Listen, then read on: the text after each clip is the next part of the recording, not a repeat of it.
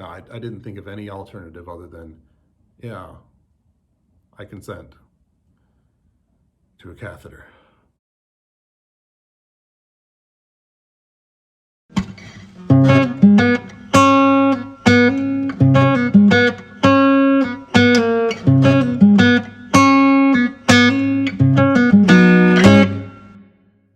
So it turns out that telling the story about my time in the hospital has actually been really difficult. And I can't figure out why it's so hard for me to tell the story or to connect with the story.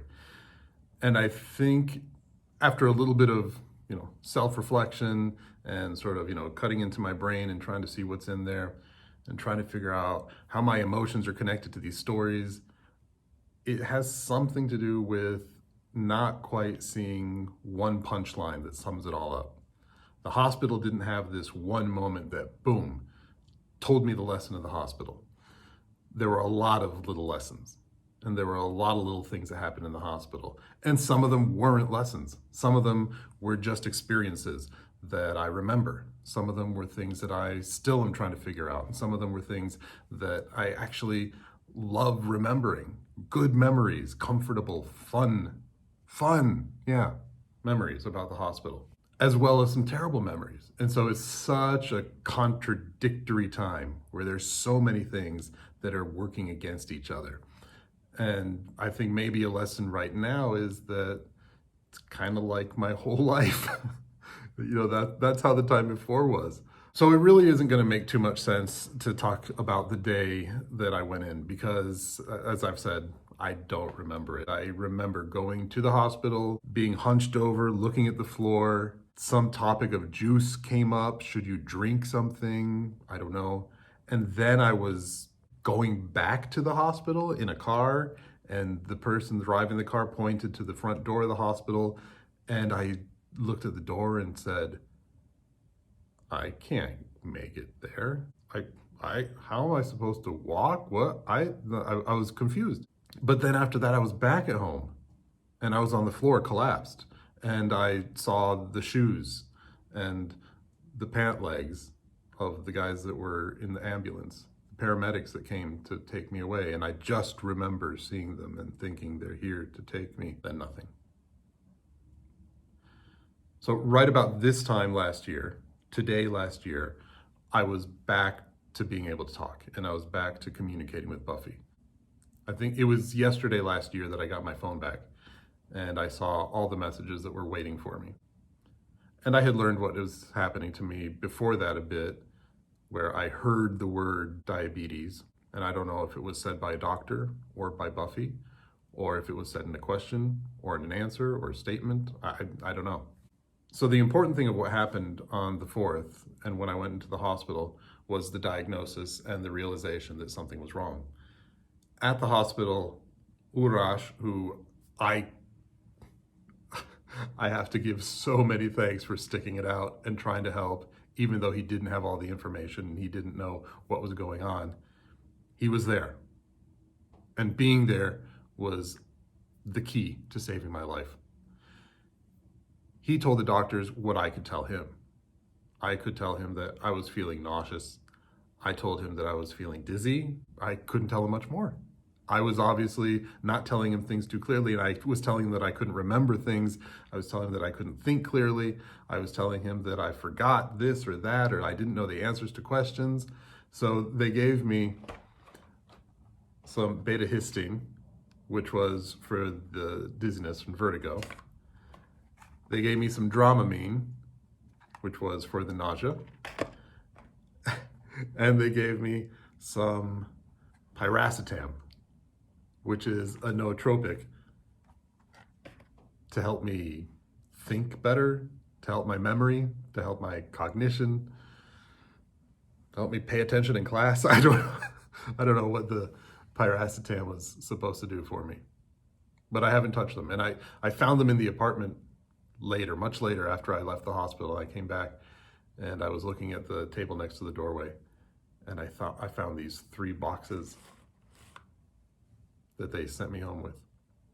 Well, those weren't the problem. When they called and told him that I had to get back to the hospital, it was an emergency. It was urgent, critical. critical.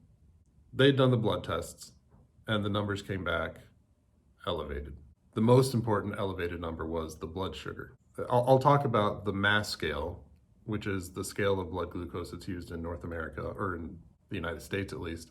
It's used in Germany, I think. It's obviously used here in Turkey. That's the number that they were using here in the hospital, was the mass concentration scale. And that's a measurement of blood glucose that ranges from about 70 if you haven't eaten to about 115 if you have eaten. If your blood glucose goes up to 126, then your insulin isn't working very well, or you don't have enough insulin. And so 126 is an elevated level. Once it's getting up into 150, there's a real problem. It shouldn't go up that high. That's a sign that something is really wrong. And once it gets up to 200, that's when you need to do something to fix it. And maybe even something beyond just diet and changing how you're eating. And I remember asking my mother, what's the highest that your blood sugar's ever been? Because I remember it had gotten up to 300 for her once, and she was feeling sick and she could tell that something was wrong. And she said that once, when it was out of control, it got up to about 400, an extremely high level. So that when you look at the scale of blood sugar levels, usually at the bottom of the scale, they'll stop counting at about 60. At about 60, you're feeling cold and clammy, you're sweating, you're shaking, you feel agitated, you feel ill at ease, you feel really hungry. And then when it gets up to 400, that's where, okay, you need to be in the hospital. You need to go get this fixed. And the scales typically end at about 400, 405. That's the top of the scale. So 400 is off the charts, or at the top of the chart. 500 is off the charts. 600 is off the charts. Really, at that point, people are in a coma. So they called and they said he has to get to the hospital.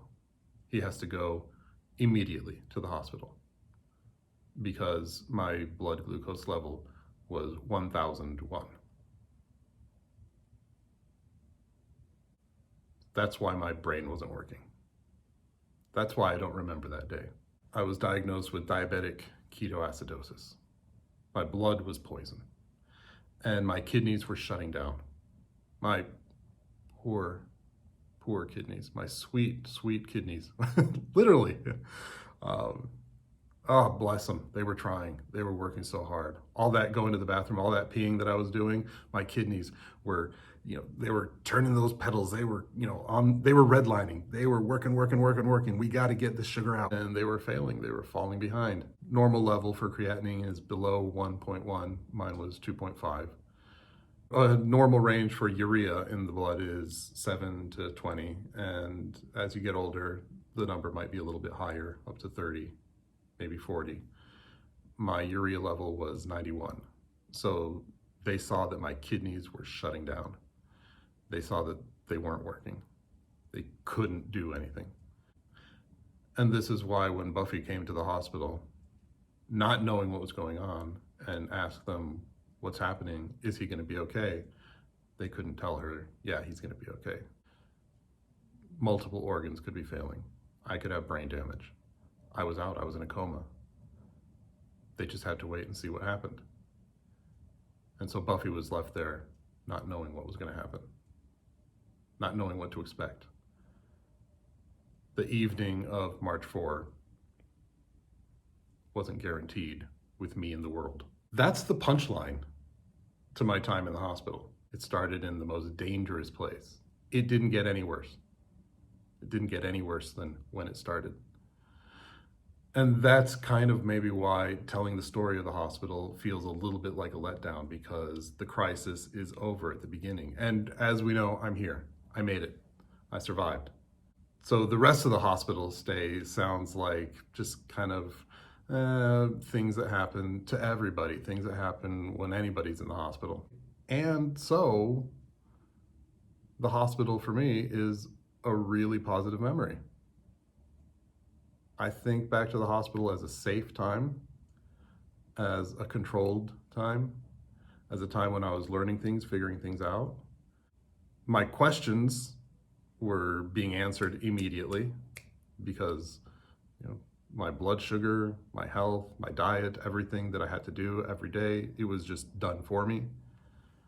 And I was watching people who were making the decisions about me and my health do so knowingly, doing so with uh, the feedback, the outcomes, everything studied, known, planned, controlled. They knew why things were happening, and they knew what would happen next based on what they were doing. At least once they got past the whole is he gonna live thing. So it was a few days, couple days in a coma, where my responses to Buffy were nothing but grunts and furrowed brows with my eyes closed. They weren't really calling it responsive. And then it was coming out of that into the realization of where I was, what was going on, and what had to happen next. A few of the thoughts that I had were, well, forget that whole bodybuilding idea. Maybe I'll just become a marathon runner. I remember thinking, yeah, family tree fell on top of me. So it's a good thing I didn't have any kids and put them there on the ground next to the tree with me, because those falling limbs can do a lot of damage. And I was still feeling sick for a lot of the time. I was still feeling nauseous. I was still throwing up. They put a black plastic bag on my chest so that I could throw up into the black plastic bag. And I remember that they would put an anti-nausea syringe into the IV. And every time they did that, I thought, oh no, that always makes me feel so sick. But I think I was feeling sick constantly, so it wasn't the anti-nausea medication that was making me feel sick. I had no appetite. I was really thirsty, and they were refusing to give me water. Now, we have to monitor everything that's going in. We have to make sure that everything that's in you, we're accounting for. The water, the calories, anything. When we talk about the hospital, Buffy and I talk about 3 rooms. There was the intensive care unit, the first one, that was the really, really critical, urgent intensive care unit. And then there was an intensive care ward where there were more doctors and nurses doing the rounds, checking in periodically, but I was alone more of the time there. And then there was the 3rd room, which was the more normal room, where the nurses would come in regularly just to give me my insulin, check my blood sugar, and ask the occasional question and monitor things. One of the most traumatic things about the hospital was that when I was still kind of out of it, I was able to respond and answer questions simply. Obviously, going to the bathroom was an issue because I couldn't get up, I couldn't walk, and I had to start going to the bathroom. So, a nurse came in and asked me, do you give consent for us to insert a catheter? Instead of thinking, oh, just give me a bedpan, I'll use that. I can manage that. Or if somebody helps me, maybe I can go to the bathroom. Now, I didn't think of any alternative other than, yeah, I consent to a catheter. So he comes in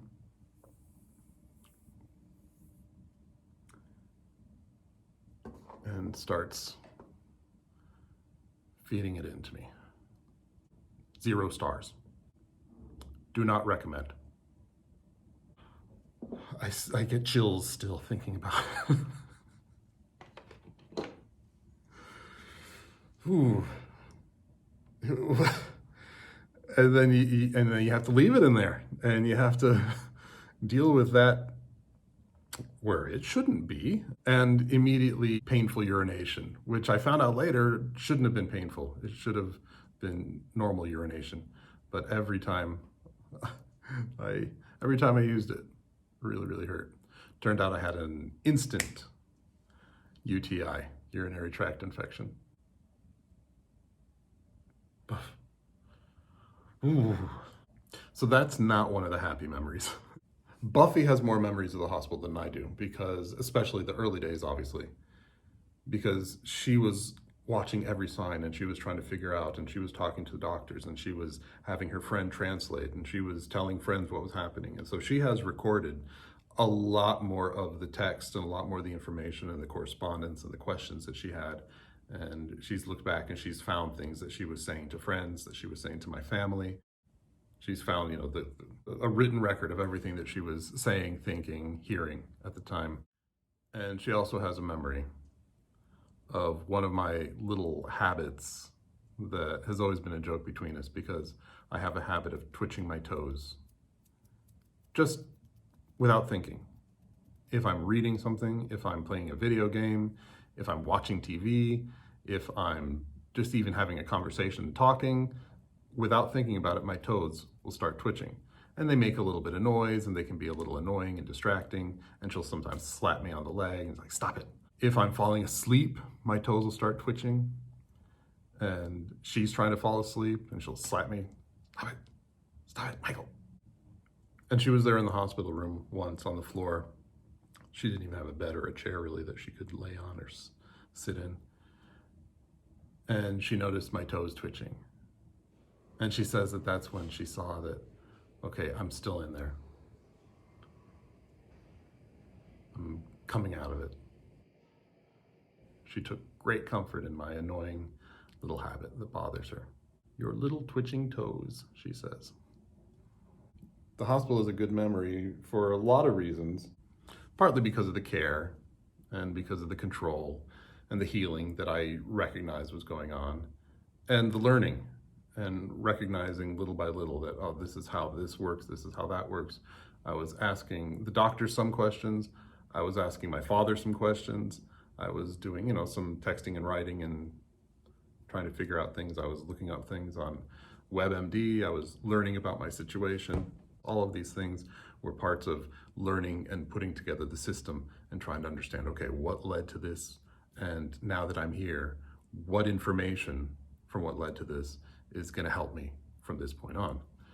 And the hospital, which I'm lucky was the big new hospital in town, the Ankara Şehir Hastanesi, which is the Ankara City Hospital. And I was told that this is the one with all the resources, and this is the hospital that you need to be at. And once I could walk with aid and get up and, either with the IV rack or with Buffy holding my arm or with the railings on the side of the hallway supporting me. And I could, there's another one of those sentences that I lost track of. But once I could walk around like that, I started to really appreciate this whole complex and this whole hospital. It's like a little city of its own. And I remember going and looking out windows. And I remember looking into other buildings in the hospital and seeing people inside the other buildings, walking down that hallway and thinking, what's on that hallway? Who's there? And seeing a parking lot over here and people driving in, people driving out, and thinking, who's coming into the hospital and why? And who's leaving the hospital and why? All of these could be good stories or bad stories. I remember seeing all the windows of the building and thinking each one of those windows is a room with somebody in there figuring something out or letting other people figure something out. I remember walking down one hallway and seeing a guy, probably in his 20s, maybe 30s, leaning over in the hallway, crouched down, crying, alone. Not a patient, wearing civilian clothes, crying, wondering who did he lose or who is he losing?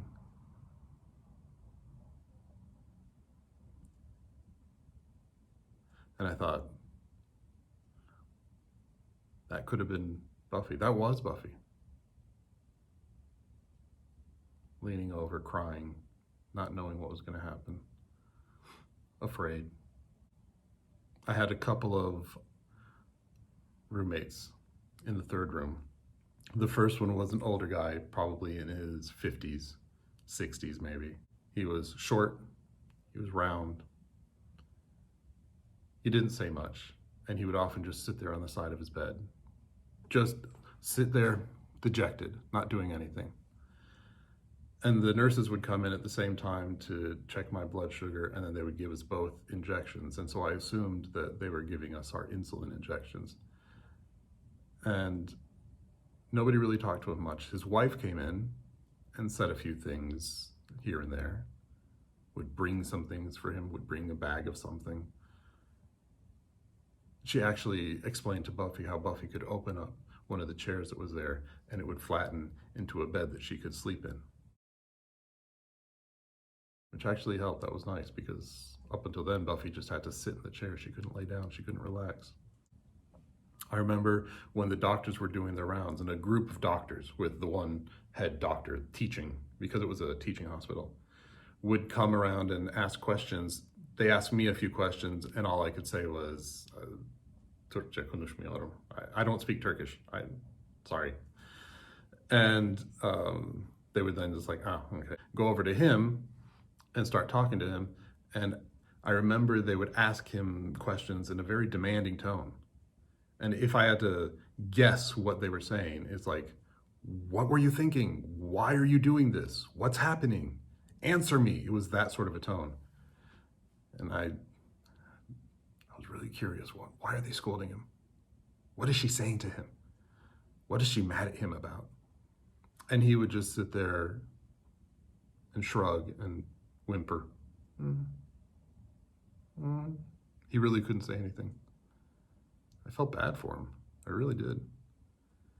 They eventually moved him out, and another patient came in.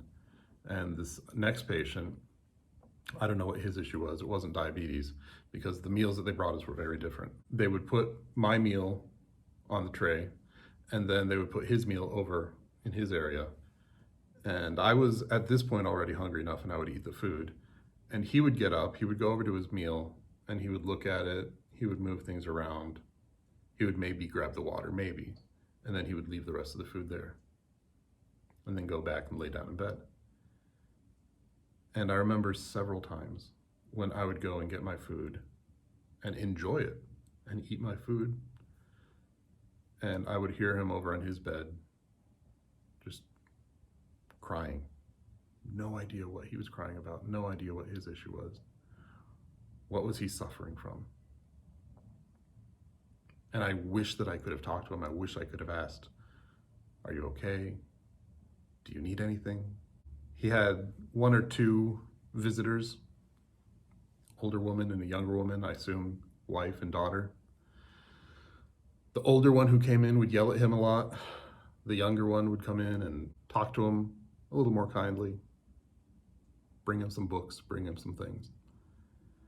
And then once I remember, I heard him unscrewing open a bottle, and then I heard like a splashing, and obviously like the sound of cologne being splashed on, and the smell of the cologne started to take over the room, and it started to just swim around me. And I remember thinking, oh my God, I have to sleep here with this cologne smell.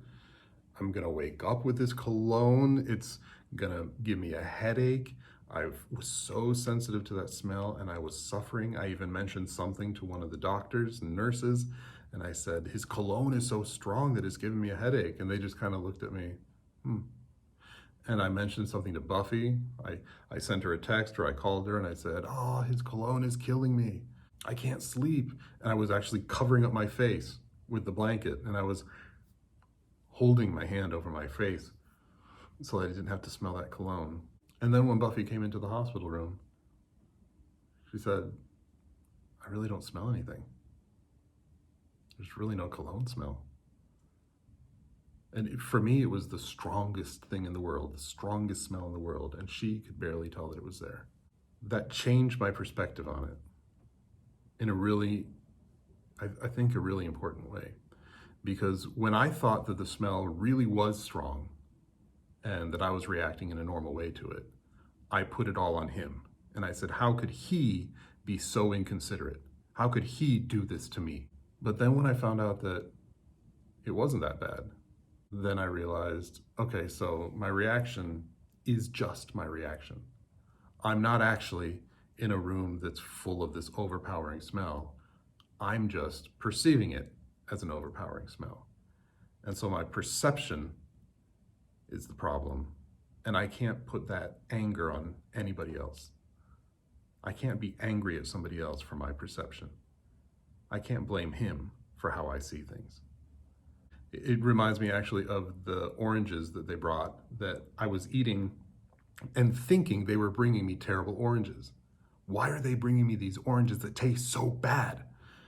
The milk tasted great. And so I would eat the orange, bitter, and then I would drink the milk and it would help to coat my mouth and wash it down, and it then finally tasted really good. And I said to Buffy, the oranges they're bringing me are so bad. And she took a little piece and she said, this is a really good orange. One day, he was washing up in the bathroom. Could hear him washing his hands, brushing his teeth, getting everything ready. And he walked out with his bag of toiletries. And then he saw me laying in bed and he said something very friendly. And then he held up the bottle and he gestured towards me. And then he held up his hands like this for me to do the same. So I held up my hands and he splashed some of the cologne on my hands. And at first I was like, oh no. But then I rubbed it into my hands and it didn't smell as strong. It wasn't as bad. And he kind of like, good, gave me the thumbs up. And then that smell stayed on my hands for a while, but in a much more pleasant way. Later on, after I would get out of the hospital, that smell of the cologne actually started to come back to me, but in a positive way. And I remember ordering some of the colonia, they call it. And it is just like a lemon scented hand splash, sort of thing, that it's very common here in Turkey to use it after a meal. And so I bought some, and then after a meal, I started putting on my hands. And every time I eat and then I use that colonia, it reminds me of the hospital. It reminds me of that roommate that I hope is doing well, that I hope has moved as comfortably and as confidently into his new life with the changes as I've moved into mine with my changes. I hope the best for him. There's nothing either good or bad in this world, but thinking makes it so. The hospital showed me a lot of things, how a lot of things could be, what I could do. It showed me what I could appreciate. And walking up and down the halls, looking out the windows, seeing the other buildings, I was at once trapped in a hospital. I had to be there. I couldn't leave. But it was at once that cloister with huge windows and with a world very apparent and very visible from that space.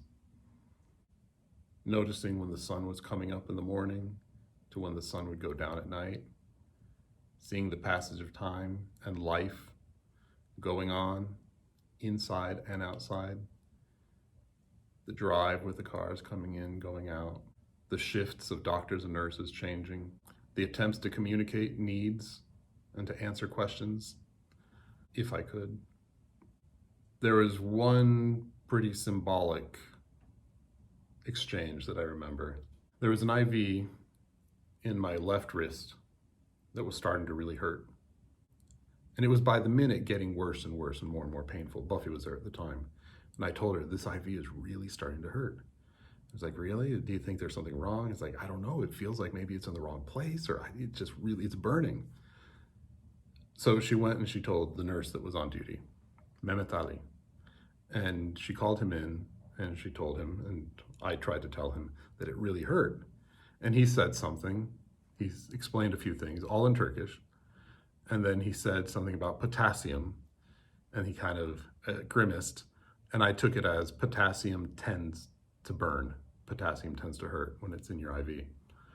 And he said, but, ama, and he said, something else. And he said he'd be back. And he came back, and he had a tray of all his equipment, of all the tapes and the needles and everything. And he took the IV out of this arm, cleaned it up, and then he put it into this arm.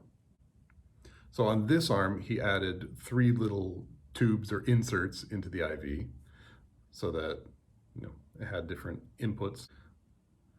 I felt like an AV cable on the back of a TV. And I remember that he put the tape around the IV that he put into that vein right there. And it was perfectly tight. Not too tight, it was perfectly tight. It put pressure on my wrist. It secured the IV in place. The IV was clearly well inserted. He put the date on the tape, showing the date that he had put it on. And I remember that it felt much, much better.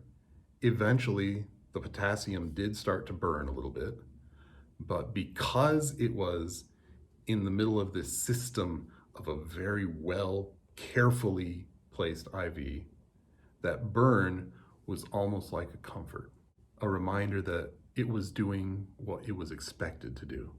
It was burning because potassium burns. But the job that he did was a good job. And I remember the pressure of that tape on me, as well as almost any other sensation from the hospital. I had that on me until I left the hospital. The day that I left the hospital, they pulled it out, cleaned it up. I was actually a little sad to see it go. Another lesson that I learned was falling back into some of my bad habits, those of collecting. I remember there was one evening where I had already had dinner, and I hadn't yet figured out when they bring the meals. And so they gave me my dinner, and then it was about maybe 8 o'clock, and I started feeling really hungry. And I thought, oh no, I'm really hungry. I had dinner. This means that I'm gonna have to fall asleep starving. It feels unsafe. I feel so insecure. I feel so unsure. I don't know if I can make it. What am I gonna do? And I was really almost panicking at the thought of not having food and not being able to eat. And then they brought me my evening snack. And I thought, oh, okay, good. They bring a snack, good. And so I had the snack, which was an orange and some milk or something. Then the next day, I had dinner. And after that dinner, I felt that was a good sized dinner. I don't think I'm gonna be too hungry. So when they bring the snack, I won't have to eat it. There's a little fridge in the room. I can just put the snack into the fridge, save it for later. So they brought the snack, put it in the fridge, fell asleep that night, not very hungry, no problem. The next day, had my dinner. It was a decent dinner. They brought the snack later. I enjoyed the snack. And I thought, I'm still a little hungry. Maybe I can eat the snack that I saved from yesterday. So I enjoyed a double snack. And I started thinking, if I don't eat what they bring me, or if I save part of what they bring me, this fridge is this perfect place where I can start to collect all the food. And then it doesn't matter, I can wake up in the middle of the night and I can have a snack. I can eat the bread or the cheese or the fruit or the milk or the yogurt that they bring me. And I can have like my own little pantry full of food that I can eat as much of anytime that I want. They were also checking my blood sugar and leaving the chart there on the table. And so I was every once in a while going and looking at what my numbers were like. And a couple days later, I went and I looked at the chart and I saw that the numbers were going up and down a bit, but there was a rough range. And then there was one day when my numbers went up past 300. And I thought, what made my numbers go up past 300? What was going, where was, and then I remembered saving up for the sake of indulging. And I realized that same kind of thinking, save it up so that you can overdo it when you feel like overdoing it, is gonna have consequences.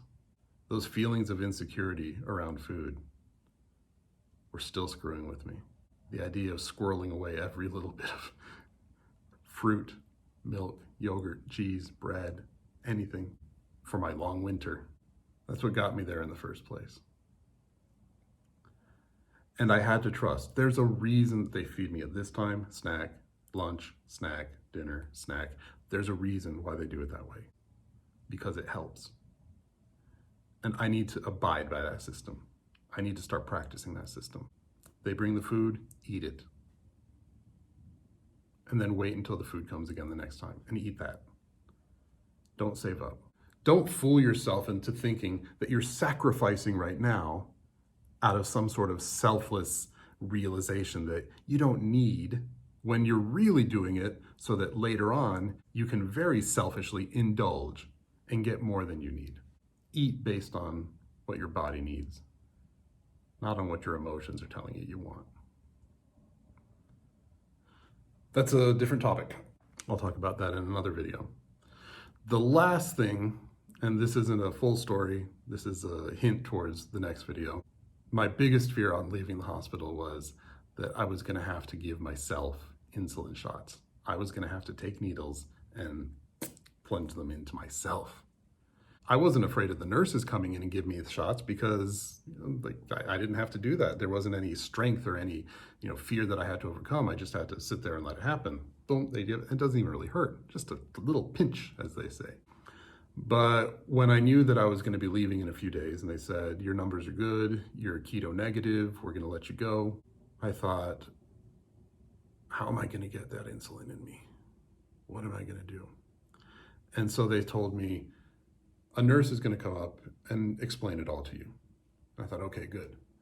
They're going to give me a class. They're going to teach me. They're going to give me the right state of mind. They're going to put me in the right place. They're going to explain things to me. They're going to let me know how to think about it. They're going to give me the proper approach. I'm going to be trained. I'm going to learn, and they're going to make sure that I'm ready to shove a needle in my leg or in my arm.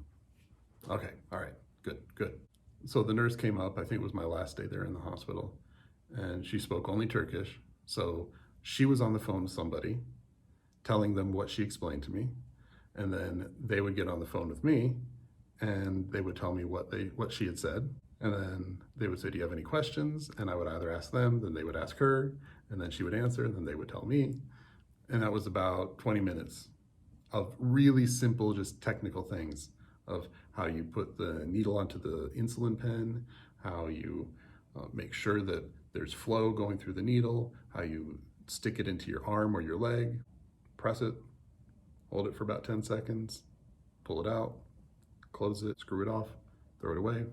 Purely technical, something that I could have learned from reading a brochure. No guidance on the emotional part of it. I thought, who's gonna teach me how to deal with these needles emotionally? And that was my big fear leaving the hospital. It was a wonderful feeling walking out of the hospital. They don't wheel you out in a wheelchair here. They let you walk out of the hospital. And I remember walking to the car, and it was a nice day, sunny, or at least bright, maybe cloudy, but it was bright. Driving around from pharmacy to pharmacy, asking for the needles, asking for the insulin. And finally, we got it all figured out, went home. And my first self-injection was for dinner in my arm. It would be about a year before I got to where I figured out how to do this without all the anxiety, without all the fear, without all the unnecessary hedging, waiting, and girding myself up to just give myself the shot just in the last month. So that process deserves an entry all its own. Learning how to do the needles. All right.